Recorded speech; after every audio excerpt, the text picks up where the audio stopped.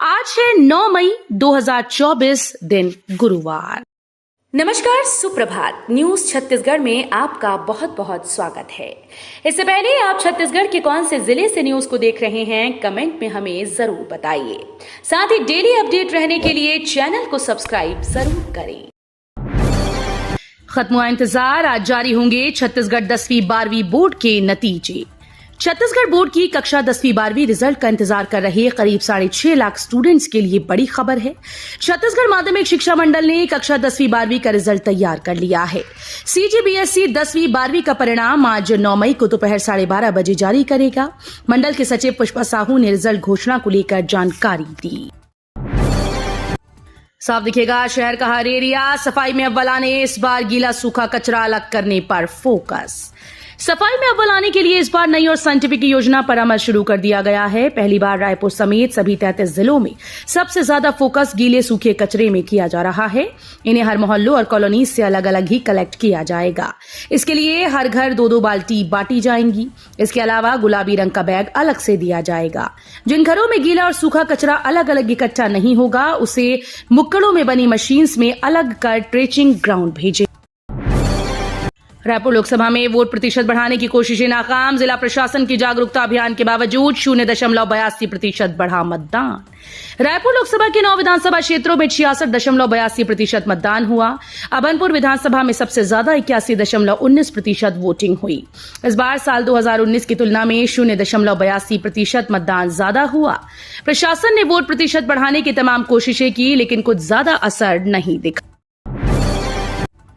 छत्तीसगढ़ से होकर चलने वाली 20 ट्रेन रद्द, इतवारी रीवा एक्सप्रेस अस्थायी कैंसिल। छत्तीसगढ़ से होकर चलने वाली कई ट्रेन को रेलवे प्रशासन ने रद्द कर दिया है। दक्षिण पूर्व मध्य रेलवे के नागपुर रेल मंडल के Netaji Subhash Chandra Bose railway station LHS pushing का काम किया जाएगा। इस काम की वजह से छत्तीसगढ़ से होकर चलने वाली कुछ ट्रेन कैंसिल रहेंगी। रेलवे प्रशासन की ओर से अधोसंरचना विकास के लिए दक्षिण पूर्व मध्य रेलवे के नागपुर रेल मंडल के Netaji Subhash Chandra Bose railway station LHS pushing का काम किया जाएगा। साई कैबिनेट में लोकसभा रिजल्ट के बाद बदलाव, चुनावी परफॉर्मेंस बनेगा आधार। छत्तीसगढ़ में लोकसभा चुनाव खत्म होने के बाद साई कैबिनेट में बदलाव की चर्चा है। नए चेहरे कौन होंगे, इसे लेकर कयास लगाए जा रहे हैं। कई सीनियर विधायकों ने मंत्री बनने के लिए जोर लगाना शुरू कर दिया है। बताया जा रहा है कि लोकसभा चुनाव में विधायकों की परफॉर्मेंस मंत्री पद का आधार बनेगी। इसे देखते हुए विधायकों ने अपने अपने क्षेत्र से भाजपा उम्मीदवार को अच्छी लीड दिलाने के लिए चुनाव में पूरी ताकत झोंक दी। बिलासपुर में ईवीएम में वोट डालते बनाया वीडियो, पार्टी विशेष के पक्ष में मतदान की अपील।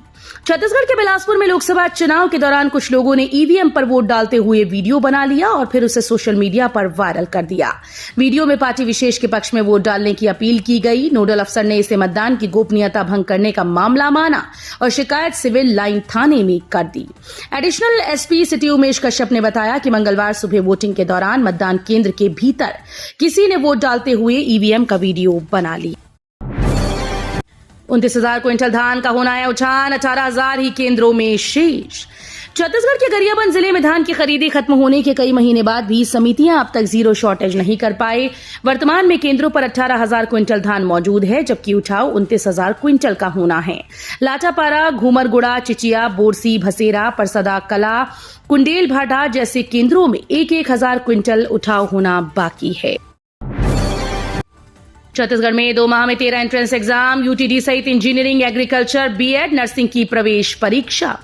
छत्तीसगढ़ में आने वाले 2 महीने स्टूडेंट्स के नाम रहेंगे। इन 2 महीनों में 13 प्रवेश परीक्षाएं होंगी। इसमें इंजीनियरिंग, फार्मेसी, बीएड से लेकर पंडित रविशंकर शुक्ल विश्वविद्यालय अध्ययनशाला प्रवेश परीक्षा शामिल है। इन परीक्षाओं में शामिल होने के लिए करीब 5 लाख से अधिक छात्रों ने फॉर्म भरा। वैसे आमतौर पर ये परीक्षाएं अप्रैल के आखिरी सप्ताह से शुरू होती हैं, लेकिन लोकसभा चुनाव की वजह से इस बार जून से शुरू होंगी।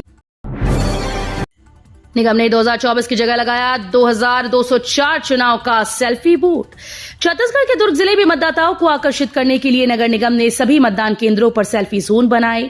इनमें से एक बूथ पर 2024 की जगह 2204 लोकसभा चुनाव का बोर्ड लगा दिया गया था। यहां विधायक से लेकर वोटर तक सेल्फी लेते रहे, लेकिन किसी ने इस पर ध्यान नहीं दिया। इस सेल्फी बोर्ड पर दुर्ग विधायक गजेंद्र यादव ने भी सेल्फी ली। वनवासी विकास समिति की ओर से तीरंदाजी प्रशिक्षण, जनजाति समाज के विभिन्न खेल का कराएंगे अभ्यास। रायपुर के वनवासी विकास समिति की ओर से तीरंदाजी प्रशिक्षण वर्ग का आयोजन किया जा रहा है। इस खेल में 12 से 18 साल के छात्र छात्राएं भाग लेंगे। यह आयोजन हर साल किया जाता है। एकलव्य खेलकूद प्रकल्प के अंतर्गत वनवासी विकास समिति की ओर से तीरंदाजी प्रशिक्षण वर्ग का आयोजन 10 से 30 मई तक आयोजित किया जाएगा। बेमौसम बारिश से बस्तर के किसान परेशान, फसल खराब होने से लाखों का नुकसान। छत्तीसगढ़ के बस्तर में बेमौसम बारिश ने किसानों की मुश्किलात बढ़ा दी। पिछले 2 दिन से मौसम में आ रहे बदलाव और झमाझम बारिश, आंधी तूफान से बस्तर के किसानों को भारी नुकसान उठाना पड़ा। जिले के कई किसान जिन्होंने अपने खेतों में अलग अलग सब्जियों की और मक्का की फसल उगाई थी, वो ओलावृष्टि और तेज आंधी तूफान की वजह से पूरी तरह से बर्बाद हो चुके हैं, जिसका असर जिले की सब्जी मंडियों में भी देखने को मिल रहा है। कोर्ट में पेश करने से पहले पप्पू ढिल्लन के घर ईओडब्ल्यू की दबिश, सील की गई अलमारियों की चल रही जांच। लोकसभा चुनाव के तीसरे चरण के मतदान के दूसरे दिन ईओडब्ल्यू की टीम फिर से भिलाई पहुंची। शराब घोटाले के आरोप में ईओडब्ल्यू की रिमांड पर चल रहे होटल कारोबारी त्रिलोक सिंह उर्फ पप्पू ढिल्लन के घर पर ईओडब्ल्यू के अधिकारी पहुंचे। इसके साथ ही विजय भाटिया के घर पर भी ईओडब्ल्यू की टीम के पहुंचने की जानकारी है। सीएम साय ने छत्तीसगढ़ की 11 सीटें जीतने का किया दावा, बोले विपक्षी हार का ठीकरा ईवीएम पर फोड़ता है। छत्तीसगढ़ के सभी 11 लोकसभा सीटों पर मतदान खत्म हो चुका है। इसे लेकर मुख्यमंत्री विष्णुदेव साय ने मीडिया से चर्चा करते हुए कहा कि लोकतंत्र का महापर्व का समापन छत्तीसगढ़ में हो गया। 3 चरणों में चुनाव था। सीएम साय ने जीत का दावा करते हुए कहा कि जिस तरह से हमने पूरे प्रदेश का दौरा किया है, हम पूरे विश्वास के साथ कह सकते हैं कि छत्तीसगढ़ की 11 सीटें भारतीय जनता पार्टी जीत रही है। 799 नक्सलियों ने पुलिस के सामने डाले हथियार। दंतेवाड़ा में माओवादियों के बनाए गए आधार राशन कार्ड। छत्तीसगढ़ में बस्तर के दंतेवाड़ा जिले में नक्सलियों के खिलाफ पुलिस लोन वर्राटू यानी घर वापस आइए अभियान चला रही है। साल 2020 से शुरू हुए इस अभियान से प्रभावित होकर दंतेवाड़ा पुलिस के सामने अब तक 796 नक्सलियों ने हथियार डाले हैं। बस्तर पुलिस के मुताबिक 180 नक्सलियों पर इनाम की घोषणा है। 1 लाख रुपए से लेकर 10 लाख रुपए तक के इनामी नक्सलियों ने हिंसा छोड़ दी है। कालवा राधा राव को उत्कृष्ट खिलाड़ी सम्मान। छत्तीसगढ़ की पहली महिला खिलाड़ी। छत्तीसगढ़ की महिला बास्केटबॉल खिलाड़ी कालवा राधा राव को राज्य सरकार ने उत्कृष्ट खिलाड़ी अवार्ड से सम्मानित किया। वे छत्तीसगढ़ की पहली महिला बास्केटबॉल खिलाड़ी भी बनी जिन्होंने फीफा WABC लेवल 1 का कोर्स भी किया। कालवा राधा राव छत्तीसगढ़ की पहली ऐसी महिला बास्केटबॉल खिलाड़ी हैं जिन्होंने इस खेल में NIS बेंगलुरु से डिप्लोमा कोर्स A ग्रेड से पूरा किया है। एनसीसी का संयुक्त वार्षिक प्रशिक्षण शिविर। राजनांदगांव में जिला पंचायत सीईओ सुरुचि सिंह ने कैडेट्स को दी गाइडेंस। राजनांदगांव जिला पंचायत के सीईओ सुरुचि सिंह JMJ गायत्री विद्यापीठ में आयोजित नेशनल कैडेट कोर के संयुक्त वार्षिक प्रशिक्षण शिविर में शामिल हुई। उन्होंने बच्चों को करियर काउंसलिंग के दौरान योजनाबद्ध तरीके से मन लगाकर पढ़ने के लिए कहा। जिला पंचायत सीईओ सुरुचि सिंह ने संघ लोक सेवा आयोग सहित अन्य प्रतियोगी परीक्षाओं की तैयारी के संबंध में मार्गदर्शन दिया। महिलाओं के साथ धोखा है, कांग्रेस की महालक्ष्मी न्याय गारंटी। छत्तीसगढ़ में कांग्रेस की महालक्ष्मी न्याय गारंटी को लेकर भाजपा और कांग्रेस आमने सामने हैं। पूर्व नेता प्रतिपक्ष नारायण चंदेल ने कांग्रेस की महालक्ष्मी न्याय गारंटी को धोखा बताते हुए कहा, जो पार्टी अपने ऑफिस का बिजली बिल नहीं दे पा रही, ऐसी पार्टी कहां से महिलाओं को पैसा देगी। इस पर टीएस सिंहदेव ने भाजपा नेता का घमंड करार दिया। उन्होंने छत्तीसगढ़ मुहावरे का प्रयोग करते हुए कहा कि कोठी में धान नहीं और बाड़ी देने की बात कांग्रेस ही कर रही है। श्री राम के दर्शन का मिल रहा सौभाग्य, अयोध्या धाम जा रहे श्रद्धालु, बोले सीएम विष्णुदेव साय। छत्तीसगढ़ के मुख्यमंत्री विष्णुदेव साय ने बुधवार को कहा कि छत्तीसगढ़ वासियों को प्रभु श्री राम के दर्शन का सौभाग्य मिल रहा है। उन्होंने कहा कि श्री राम लला दर्शन योजना से छत्तीसगढ़ के राम भक्त अयोध्या जा रहे हैं। साथ ही उन्होंने कहा कि छत्तीसगढ़ सरकार श्रद्धालुओं के भोजन एवं आवास का भी प्रबंध करती है। उन्होंने अपने आधिकारिक एक्स पर लिखा कि अब छत्तीसगढ़ वासी श्री राम लला दर्शन योजना के अंतर्गत प्रभु श्री राम के दर्शन करने अयोध्या धाम जा रहे हैं। कोरबा कलेक्टर ने शांतिपूर्ण मतदान के लिए दिया धन्यवाद। कोरबा जिले के कलेक्टर और जिला निर्वाचन अधिकारी अजीत वसंत ने शांतिपूर्ण मतदान के लिए मतदाताओं, उम्मीदवारों, राजनीतिक दलों और मीडिया के प्रतिनिधियों और ऑब्जर्वर्स को धन्यवाद दिया। उन्होंने सभी के सहयोग के लिए सबका आभार जताया है। छत्तीसगढ़ सीएम साय ने कांग्रेस पर साधा निशाना, बोले इस चुनाव भी इनकी दुर्गति तय। छत्तीसगढ़ के मुख्यमंत्री विष्णुदेव साय बुधवार को ओडिशा दौरे पर हैं। ओडिशा के लिए रवाना होने से पहले सीएम विष्णुदेव साय ने मीडिया से बातचीत करते हुए प्रदेश में तीसरे चरण के चुनाव पर भी बात की। उन्होंने कहा कि छत्तीसगढ़ में लोकतंत्र के महापर्व का समापन हो गया। प्रदेश में काफी अच्छा मतदान हुआ। इसके साथ ही सीएम साय ने दावा किया कि छत्तीसगढ़ की सभी 11 लोकसभा सीटों पर भाजपा ही जीत दर्ज करने वाली है। कांग्रेस पर भड़के छत्तीसगढ़ सीएम विष्णुदेव साय, बोले झूठ और बदजबानी है इनका हथियार। छत्तीसगढ़ के मुख्यमंत्री विष्णुदेव साय इन दिनों लोकसभा चुनाव को लेकर पार्टी के प्रचार प्रसार में लगे हुए हैं। सीएम विष्णुदेव साय आमतौर पर राजनीतिक क्रिया प्रतिक्रिया देने के लिए सोशल मीडिया प्लेटफॉर्म से दूर ही रहते हैं, लेकिन हाल ही में सीएम विष्णुदेव साय ने कांग्रेस नेताओं के चुनावी अभियान पर निशाना साधते हुए एक लंबा पोस्ट शेयर किया।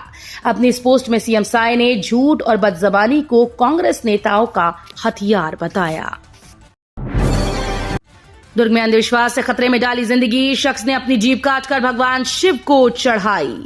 छत्तीसगढ़ के दुर्ग में एक बेहद हैरान कर देने वाला मामला सामने आया।